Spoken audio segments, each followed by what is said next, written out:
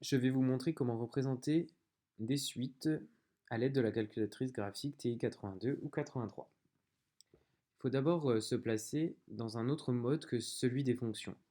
On va ici se placer dans Mode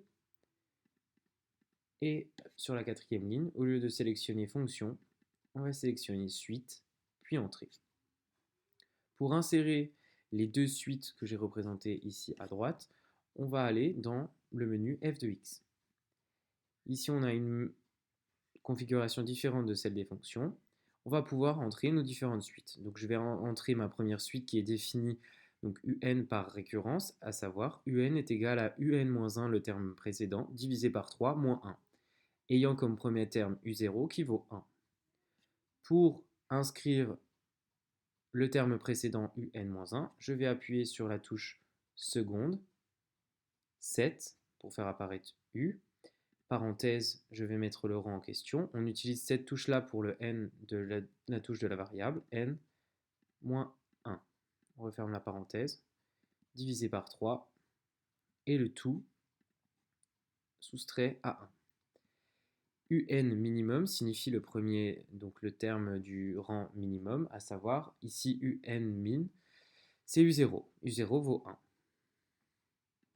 Pour le second, la seconde suite est définie de manière explicite. Vn est égal à n au carré moins 3n plus moins 4. Je vais tout simplement, à l'aide de ma touche variable, entrer l'expression de cette suite. N au carré moins 3n moins 4. Je peux maintenant, à partir de ces deux représentations de suite, donner un tableau de valeurs. Seconde, table. Et j'ai les différents termes de ma suite qui sont affichés.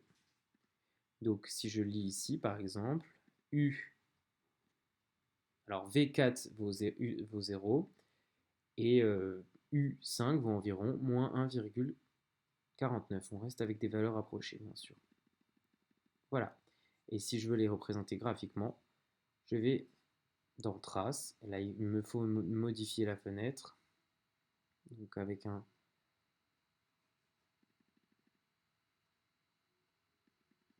X maximum un peu plus grand, 10 par exemple. Et je vois les différents termes ici de ma suite représentée.